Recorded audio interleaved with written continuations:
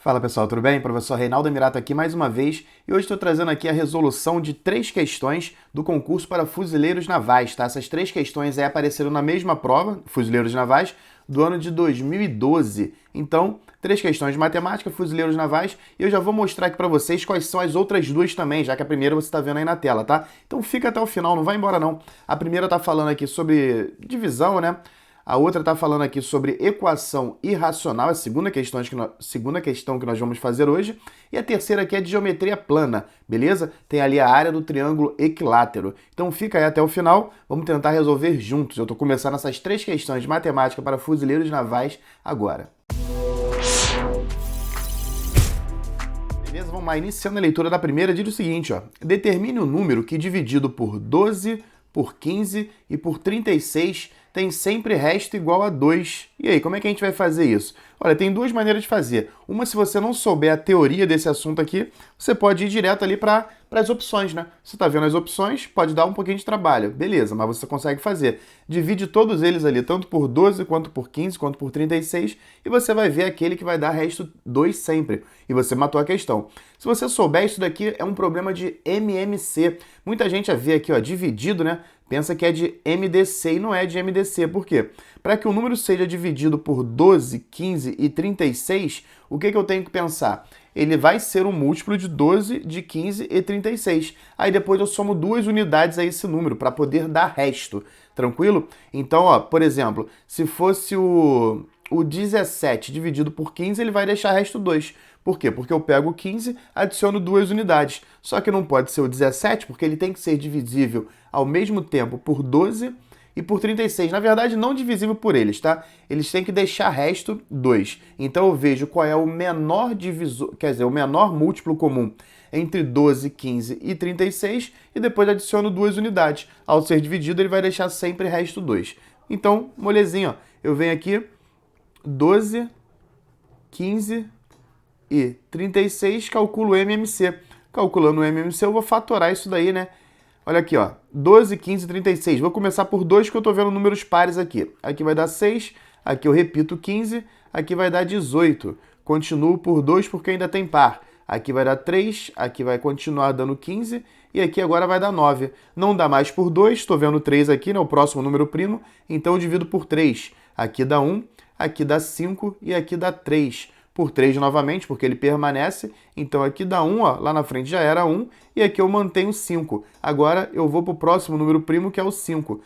1, 1 e 1. Beleza. O MMC entre 12, 15 e 36 vai ser quem? Eu vou vir aqui e vou multiplicar tudo isso, ó. Só aqui dá 9. Aqui dá 4.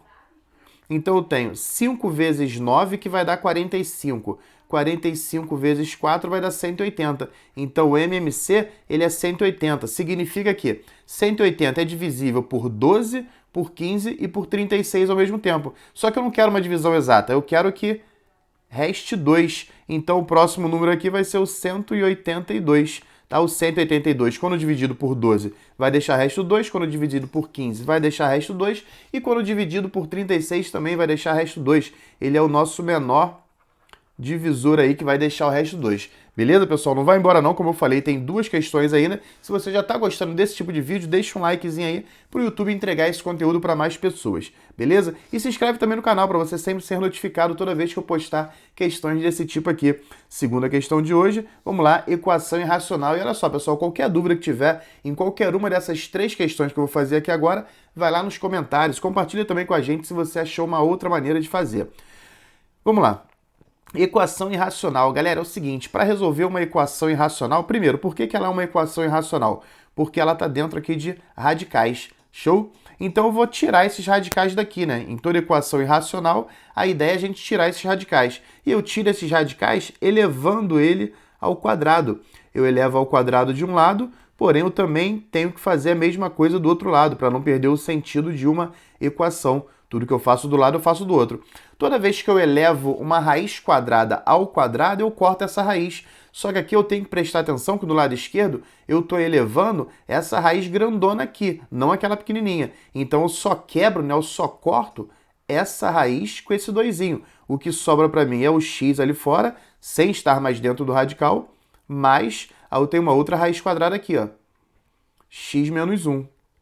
Beleza? Isso daí vai ser igual a que está aqui dentro, né? Porque eu quebrei essa raiz com aquele 2 lá. Então aqui, ó, 2x menos 3. Muito bom. E agora é o seguinte, eu continuo tendo uma raiz quadrada aqui, então eu continuo tendo uma equação irracional. Vou pegar esse x daqui, vou jogar ele para o lado direito, para que esse radical fique sozinho. É muito melhor que em uma equação irracional, o radical... Opa, aqui é um radical, né? Deixa eu puxar aqui uma gambiarra, ó. Você entendeu que aqui não é um parênteses, tá? É um radical. Então é sempre bom que ele fique sozinho. Esse x, quando vier para cá, ele vem subtraindo. Então aqui eu tenho 2x. Quando o x vier para cá, ele vem como menos x. 2x menos x vai dar x menos 3. Legal? Então fala para mim se você está gostando desse tipo de questão e não esquece do like. Olha só, por que é bom que o radical fique sozinho? Porque agora eu vou mais uma vez elevar ao quadrado. E se eu não deixasse ele sozinho, eu poderia elevar ao quadrado? Poderia. Só que ia cair num produto notável e o radical ia permanecer ali ainda. Ia te dar um pouquinho mais de trabalho. Quando eu elevei ao quadrado aqui, eu corto o radical com aquele 2 lá, sobra apenas aí o x menos 1. Porém, quando eu elevo ao quadrado do lado direito, eu tenho sim um produto notável. Mas agora não tem problema porque não tem radical ali dentro. Então, quadrado no primeiro termo é x ao quadrado. Menos 2 vezes o primeiro vezes o segundo vai dar 6x. Mais o quadrado do segundo, que vai dar 9. Não entende produto notável, o que é que você vai fazer? Vai pegar x menos 3 vezes x menos 3. Vai aplicar ali a distributiva, né? Vai aplicar ali o chuveirinho e você vai resolver, vai encontrar isso daqui também. Percebi que agora eu não tenho mais uma equação irracional, porém eu tenho uma equação de segundo grau, porque eu olhei aqui para a incógnita e o maior expoente dela é o 2. Se eu tenho uma equação de segundo grau, eu vou arrumá-la daquela forma clássica, né? ax2 mais bx mais c igual a zero. Vou deixar aqui, ó, x ao quadrado. Esse x aqui vai vir para o lado direito, ele vai vir como menos x. Do lado direito já tenho menos 6x. Agora com menos x vai dar menos 7x. Aqui eu tenho 9, aqui eu tenho menos 1. Quando eu jogar o menos 1 para cá, ele vem como mais 1. Então 9 mais 1 vai dar 10. Tudo isso é igual a zero. Equação de segundo grau, né? Equação quadrática aí da sua forma clássica. Vamos resolver aqui para poder ganhar tempo por soma e produto das raízes. Se você não sabe, não gosta de fazer por soma e produto, sem problema, galera. Vai por delta e por bhaskara lá, que vai dar no mesmo. A soma das raízes, eu tenho que lembrar que é menos b sobre a. Então eu tenho que a soma das raízes é menos 7. Olha, menos 7 vai dar 7, né?